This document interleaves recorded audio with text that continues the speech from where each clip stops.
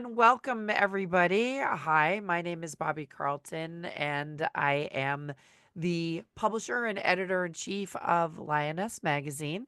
I'm also a founder myself. I'm the founder of Innovation Women, and welcome to one of our Lioness community events. So, thank you so much for joining us today. And Liam, next slide, please. If you haven't joined us before, just some quick guidelines. Stay respectful of others, and we're inviting everybody to drop your intros and anything you want to promote into the chat. If you could also stay muted unless you are called upon by a moderator, that would be awesome. And also use the raise your hand function. You can find that should be at the bottom of your screen, depending on when you last updated your Zoom function. You may find that it is somewhere else, or maybe in the more or in the reaction. But for me, I know it's right between the reaction, right next to the reaction symbol on your controls.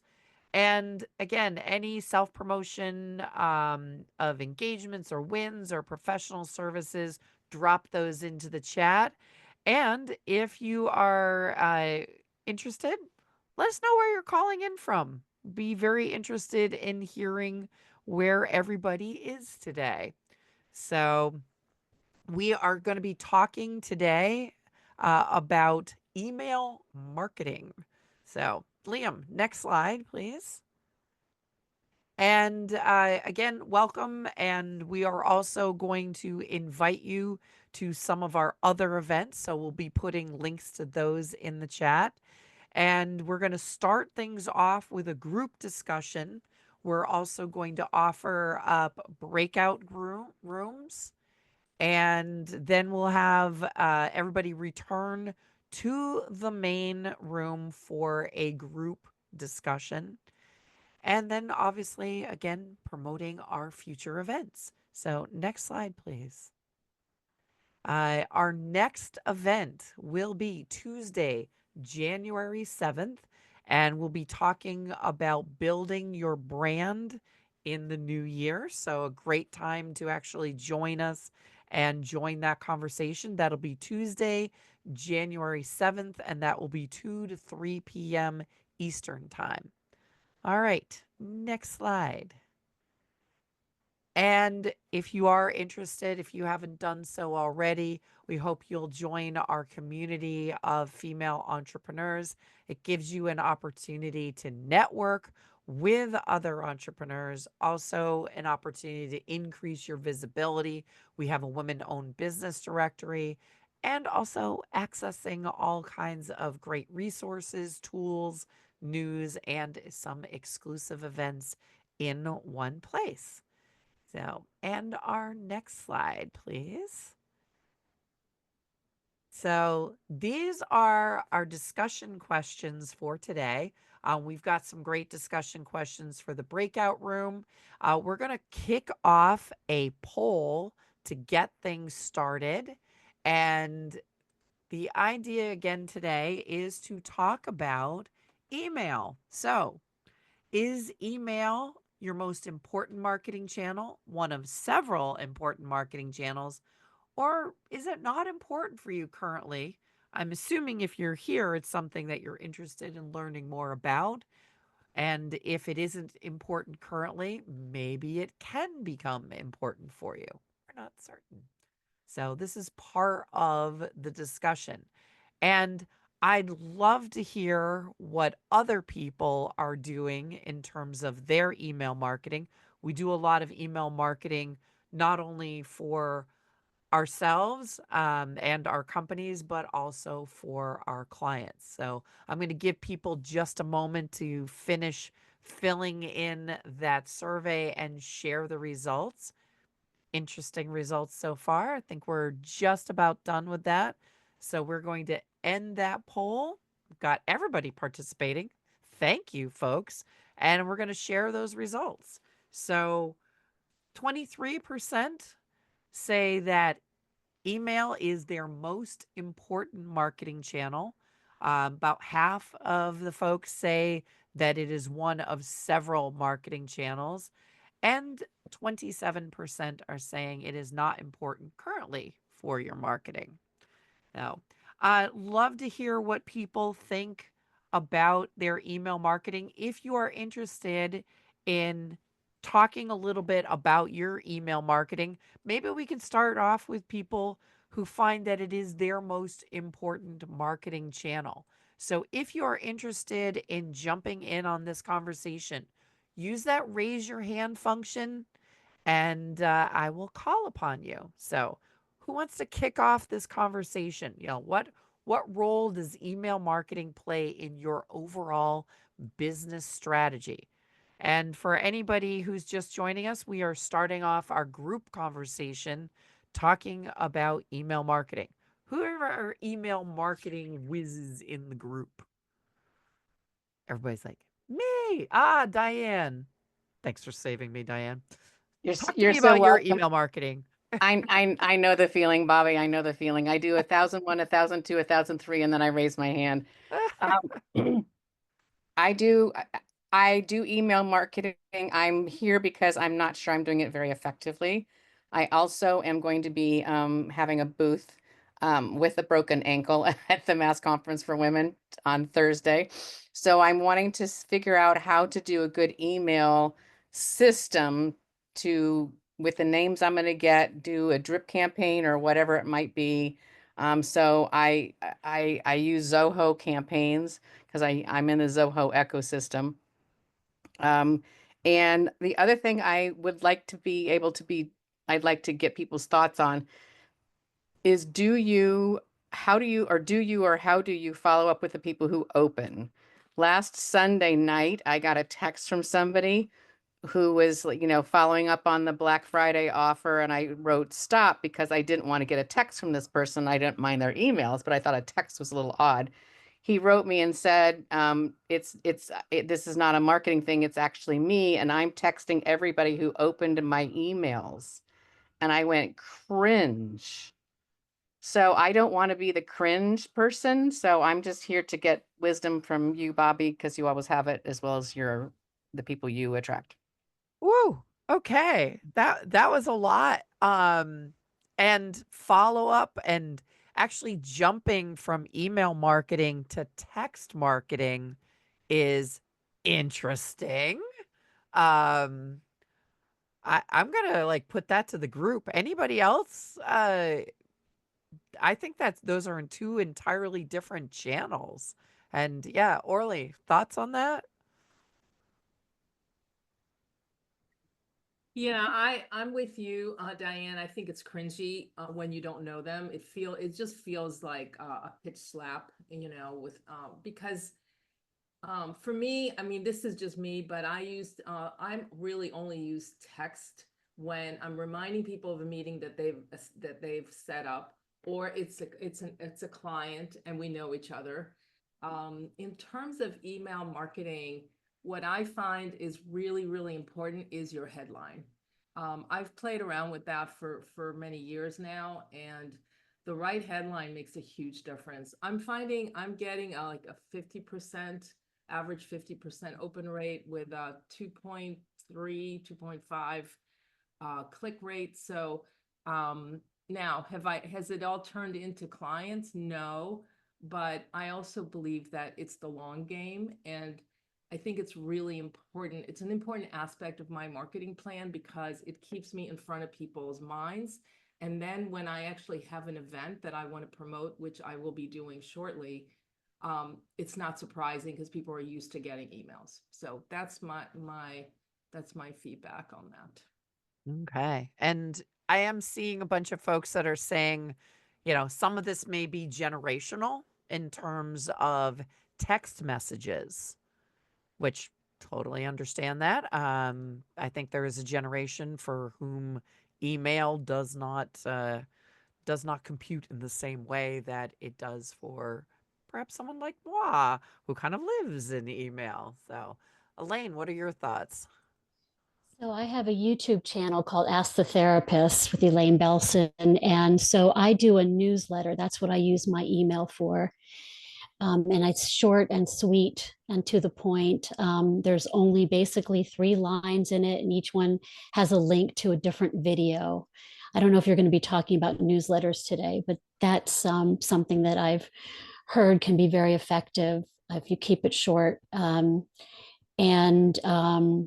what I would like to learn is how to build my number of subscribers. Yeah, and actually, that's a great point. There's a difference between email marketing and newsletters, to me anyway. I don't know if other people feel the same about that, but to me, those are two entirely different things. Hmm. And email marketing as an outreach to me is very different from a regular communication in a newsletter. So that could be just me splitting some hairs, but I do feel like they are very different things. Meg. Hi, y'all. I'm a lifelong marketer, 25 years, and just recently switched to executive coaching. And so um, I email marketing, newsletters. Bobby, that's a great point, but I think they're getting more linked than ever because email marketing is the number one strategy to have that one-to-one relationship with your clients and prospective clients. And newsletters can be used in a very strategic way to soft sell to those same audience members. My question is the LinkedIn newsletter and the off-channel newsletter. Okay, I think I've listened to every talk that Lioness and Innovation Women offers about this. I recently today I'm trying to figure out next steps. So I wanted to tease people on LinkedIn to drive them off channel to my actual opt-in because I don't want to be dependent on a platform. That's like rule number one. I'm a social media marketer. Don't do it. Don't trust them.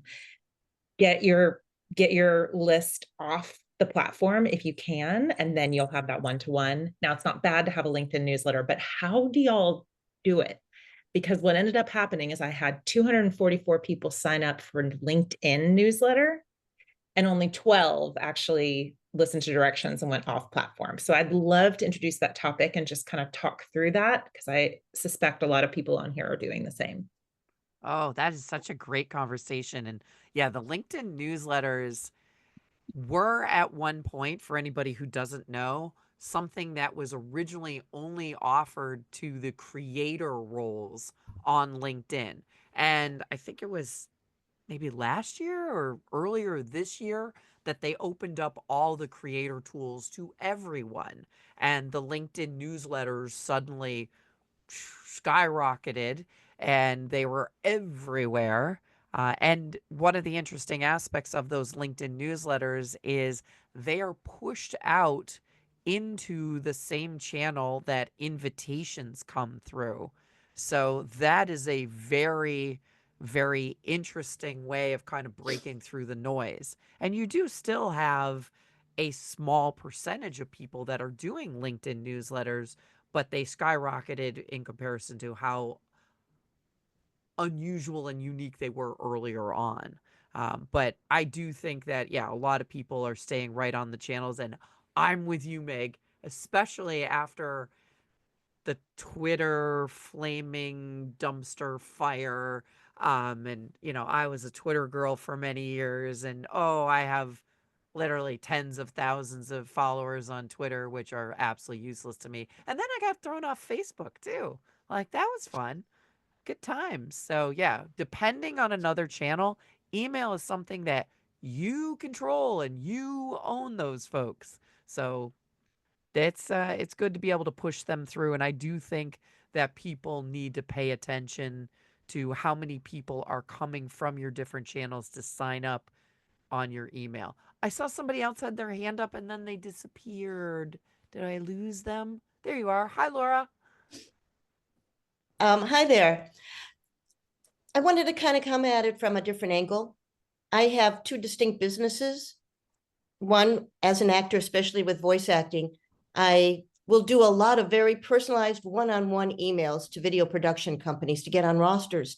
On the other, as a coach for on-camera confidence, I find it's better just to get to people through social media, newsletters, and then they subscribe to my list.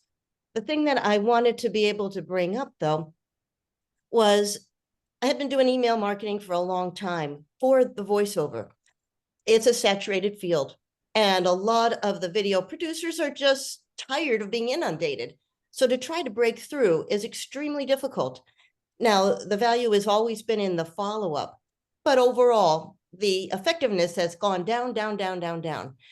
So in that kind of that part of the business, I'm trying to figure out, is it still worth doing? And what is a better way of doing it? Playing around with different subject lines, making sure you don't include graphics so that they would be, put in a spam folder, but just being able to kind of cut through when you're doing personalized one-on-one emails. I'd be very interested in hearing what other people find work for them. Oh, okay. Elizabeth. Well, this is why these events are so great, because they allow you to kind of think out loud here. But to the moving people off the list for LinkedIn, I had been thinking about the same thing, and it didn't come to me till right now.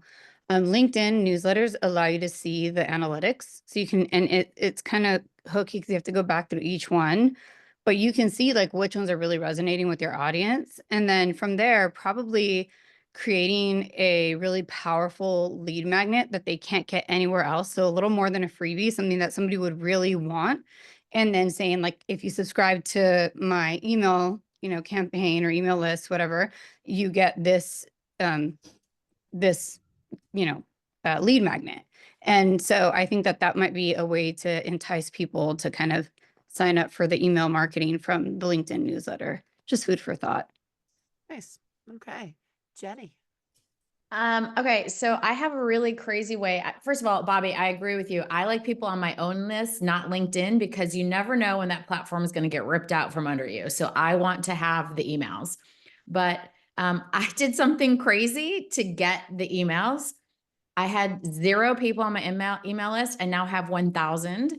And that is, I have just over 2,000 people I'm connected to on LinkedIn.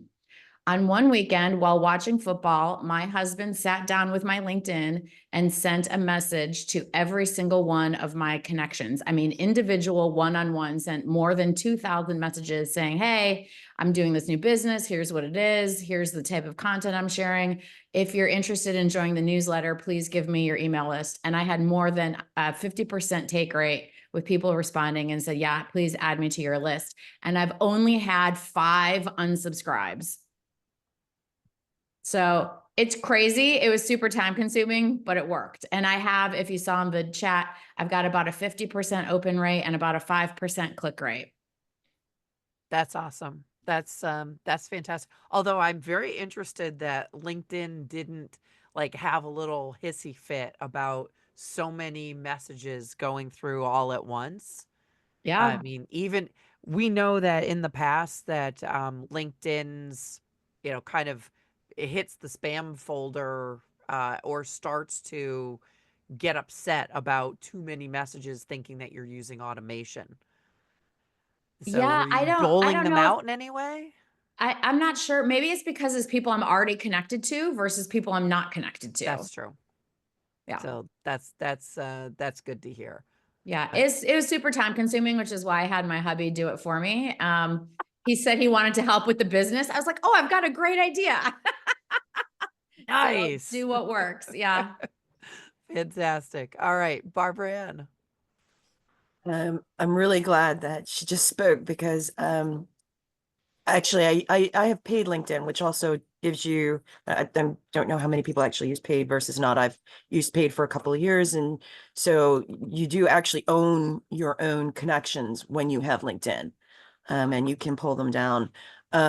My problem is that because I've done so many different things in different roles and different levels, even being selective about my LinkedIn contacts, I still have over 3,000 and I don't accept them all.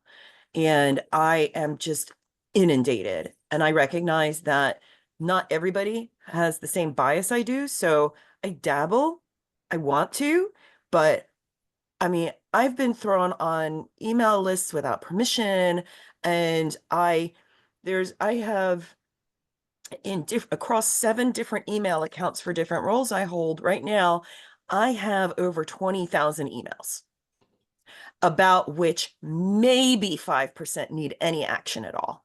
And just to sit there and click them and delete them all is so frustrating. And there are people who I've even signed up for who send me like 2 and 3 emails a day, marketing emails per day from one company.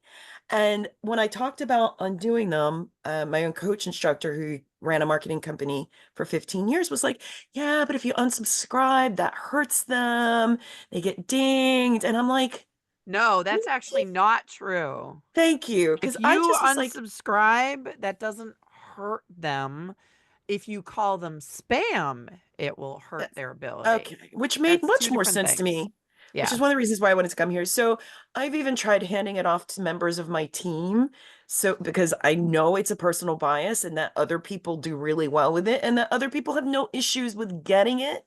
But even when I send certain emails about certain things to my contact list, I'm like, oh, I'm bothering them again. And so I'm hoping that today I will get over some of my own biases around it so that I can use it as an effective tool with other people that don't have that. Yeah, nice. And I think there's like any marketing, there is always the potential for abuse. At the same time, I'm one of those people, it's like, I'm like you, I have like 6 different email addresses and they all come into one giant, oh so sad email box. And they are fortunately separated out by Microsoft's other email box, which means that only the things I engage with regularly make it into my main email box. So, Yeah.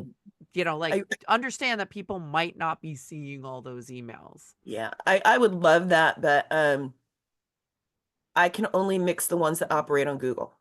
Mhm. Some of the contracts that I have are very specific for coaching companies. It can only be in that platform. My day job with a nonprofit can only be with that. So that's where when I say that I have 7 active, I mean 7 active that actually still go into each other and can be like commingled in Outlook or commingled through my phone, but not. I actually probably have about 11 email accounts in total, People not are the including all the messages that we get in our social media. right, exactly. Yeah. Okay. Um Marcia, you're up. Yeah, I am personally a major hater of emails and unsubscribe from all y'all's emails as soon as I get added to list. Though I do the Innovation Women one. I'm annoyed by because the volume is too high for me, but I miss too much if I don't read them. So my question is, I'm here because I think that email is not my channel. I use LinkedIn loads and I have a LinkedIn newsletter.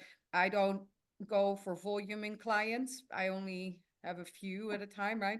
And they're all really busy. And so clogging up their emails with regular stuff, I don't think is gonna make me attractive. But maybe I'm thinking about this all wrong because I hate it so much myself. Um, but yeah, my clients are senior level decision makers in large to medium to large companies who are already overloaded. Yep. No, I do think that there needs to be some understanding of your clients and their biases, the way they work before you choose any marketing channel. So that's a good one. I will also just mention as a side note, for some people, one of the things that we've discovered is because they are active in our online community and they haven't gone in and selected or turned off the notifications or some of the notifications from the online community, it may seem like we send out a million emails every week, but it's more notifications from the community than it is from us. We do send out a weekly message to Innovation Women members. Yes, there are marketing things to people who are not members, But for the most part, that's what we're sending out. We do also promote the webinars and a couple of other things that are useful. But for the most part, if you're a member, you may just want to look at the notifications in the community, and we can show you how to turn those off. Diane, circling back to you. One thing I've done that has been successful, that if other people want to kind of copy this, it's a chunk of work in the beginning. You download your LinkedIn, and when you download your LinkedIn, it gives you the connection date. And then I send out through a mail merge, it's our LinkedIn anniversary. And I have about a 60 to 70% open rate on this. And this morning I had a call with somebody who said, wow, I didn't realize and I include in the mail merge the date we connected on LinkedIn. Okay. That's an email. That's a good strategy too. So, all right, I want to make sure that we have the opportunity to head off to the breakout rooms. We have a link to the discussion questions. Don't feel like you have to like hit all of these questions, but we have things like how you attract new subscribers, how do you maintain a consistent schedule, or what tools do you use, sharing some strategies that have helped you improve open or click-through rates, deciding on topics, themes, or structures for your email. And what strategies do you use for attention grabbing subject lines? And also, how do you re-engage people who are inactive? Because inactive subscribers is something that can impact your ability for your emails to reach your intended targets. So, making sure that you have people who are engaged in your email is very important to your email marketing. So, what we are going to do is shift into our breakout rooms. We're going to give people the opportunity to have smaller group discussions. And if there are big learnings, would love it if you can assign a person in your group as a spokesperson, perhaps, to come back to the main group and share. So we are going to put the link in the chat so that you'll have all of those questions. I've broken up the groups into small groups, so 3 or 4 participants, and myself and the other members of the Lioness team will pop in and out as much as we can. So, Suzanne, can you share that link again in the chat so people can click on it now just to make sure that you have access to the questions while you're in the breakout room? So, all right. Anybody hasn't had a chance to click on that to make sure that you've got the questions? Hopefully there's somebody in every group that clicks on it and makes sure that they've got those questions. All right, link works. And we are going to send you off. This will be a 15-minute discussion. So you'll be able to see the time at the top. And then we'll come back to the main room for the rest of the discussion. All right. Thanks, everybody. Okay. Everybody's back. Oh, did I hear an awe? Yeah, it was a good conversation. Yeah, I didn't know it was ending. Like Elizabeth was just about to share her secret and it went away. And then it went. Yeah. That means you need to share with everybody now. I have to admit, like, as the initial conversation was going, I'm like, this is such a deep conversation with so many different paths and aspects to it and everything else. Like, we could probably hold one of these every month. But anyway, I'll be who there. wants to share what was going on in their room, and especially those great advice? Use that raise your hand function so I pop you up into the top row, because we got enough folks here to really. All right, Carol Ann, you're up first. Well, we had such a good discussion, and I want to thank our group.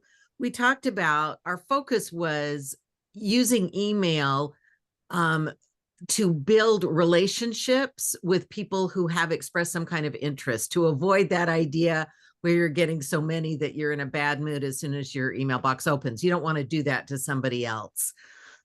So we really appreciated that. And maybe asking for referrals. If there are people that you're working with asking for referrals, would somebody else be interested in this? I took some notes. The other thing that Vivian was sharing, which was really interesting, is she has her VA look through some of the social media. She mentioned in particular Facebook, to find Facebook groups about her topic. And then she posts in those groups and finds people who want to learn more, and she's able to follow up with them. So using a VA in that way, which we all thought was great. And just the idea of it's about relationships. So thank you so much to the people. I learned so much from you guys. So thank you. Excellent. All right. What do we remember what group number that was? I could 4. All right. What about some of the other rooms? Elizabeth. So what we were talking about was growing LinkedIn and or like growing email marketing, but how to like engage in followers. And something that I did in the very beginning, which somebody might find cringe, that might be on this call, but it was in 2014, and I first got on LinkedIn. I first got in corporate. The way that I literally grew probably 70% of my following. I have like almost 8,000 followers right now on LinkedIn, but I picked like I created a persona that I wanted to target and that I wanted to have in my network. And then every single day I would literally say, I'm going to dedicate 30 minutes or 20 minutes, whatever you can, to in-mailing them one at a time. And I literally would do that until I would get flagged by LinkedIn, like, you're done, you get your cutoff. And then the next day I would do it again, and I'd do it again. Within not even, I would say 30 days, I grew it to almost like 6,000 followers. And I'm actually thinking about doing that again now that I'm talking about it. But from there, then you start to figure out what's engaging and what content those people like. And then you start to kind of like, then you can get onto paid things with LinkedIn where they allow you to pay to market to those people. So you can do a lot of it without paying, and it's not so cringe because you're sending a direct message. So it's really what capacity you have. But that's it. Okay. All right. Other groups? Sorry, what did you say in your direct message that made them agree to follow you? Because when you send cold emails, that's hard.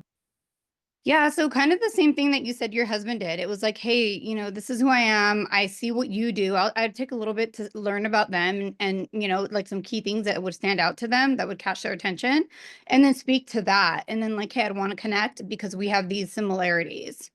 And like, I would say 8 out of 10 times they accept. Okay. All right. Just takes a little bit of legwork. Yep, absolutely. All right. Other groups, Marielle. So actually, Caroline spoke on behalf of our group, but I wanted to add to Elizabeth's comment. I just started using or exploring the LinkedIn AI feature. And it does that already for you. It makes those like connections based on the 2 profiles when you're writing an email. So, I mean, under the premium account, it's maybe worth it for some people who aren't as Is good at that like a we both like butterflies and yeah, walks on the beach and yeah, and pina coladas and dancing in the rain and stuff. Yeah. Very, yeah, Okay. it's definitely not perfect, and it needs help still, but at least it's a starting point. Not worth the total premium fee, but just Sorry, for those that don't know Marielle, what it. did you say the feature was called? So if you click on like get help with AI or AI with LinkedIn in the in-mail, it'll start the draft for you, and Gotcha. then you can edit it. Yeah, Interesting. that's great. Thank you. I will say that somebody has obviously been using that, and the system hasn't quite differentiated between Lexington, Massachusetts, and Lexington, Kentucky, because somebody keeps reaching out to me wanting to know what I think about the Kentucky Derby. Like, really don't care. Like horses, but not great.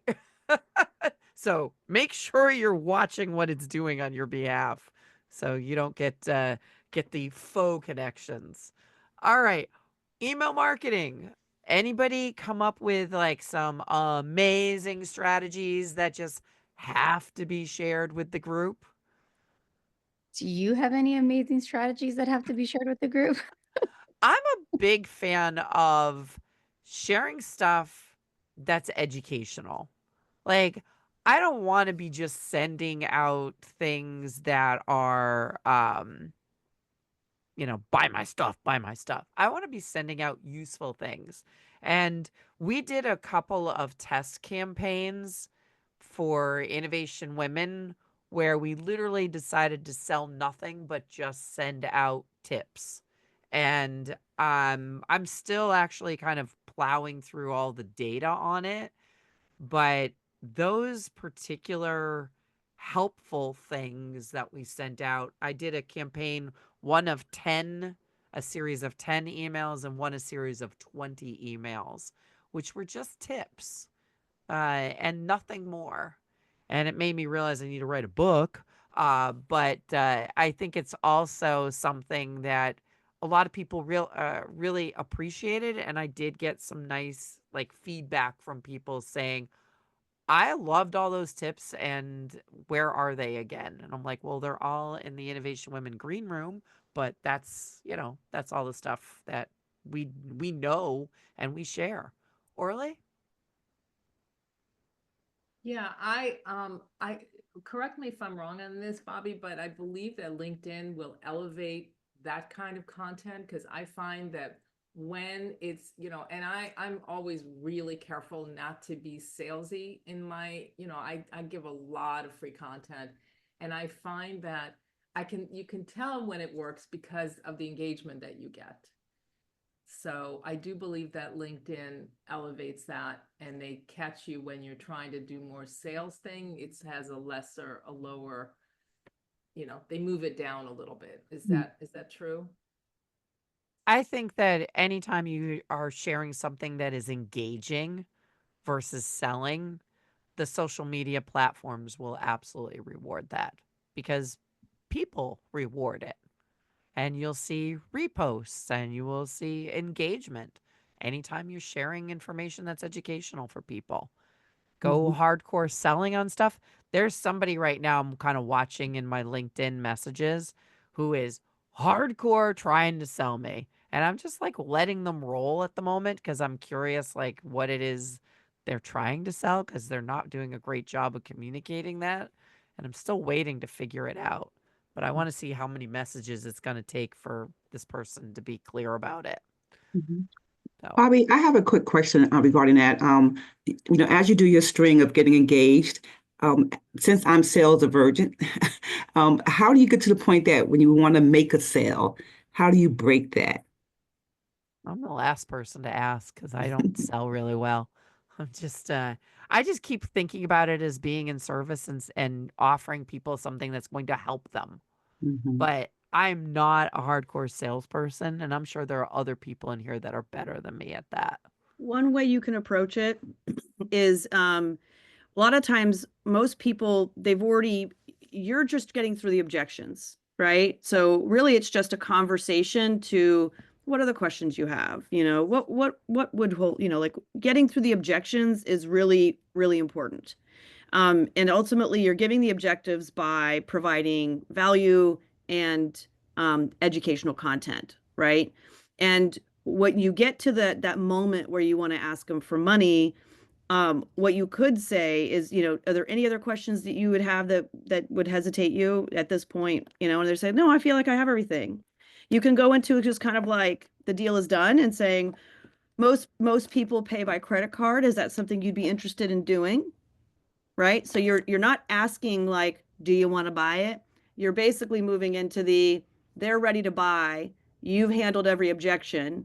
You're just going to assume that they're ready to make the transaction. So you're going to offer them what would be the best way for you? What would be the best way for you to handle the investment right now? Would you like to, put it on a credit card? Do you want to do it in multiple payments? But most people do it on the credit card, get it out of the way, and move on. How would you like me to set that up for you? Now, what they have to do is then they have to say like, whoa, whoa, whoa, I don't know if I'm ready to buy. Or most people, because you've handled objections, you've given them the value, and you're just inviting them in through the process. that's one way to handle it. So it doesn't feel like you're like that salesperson saying like, so you're ready to buy? That's one way that you could try handling that.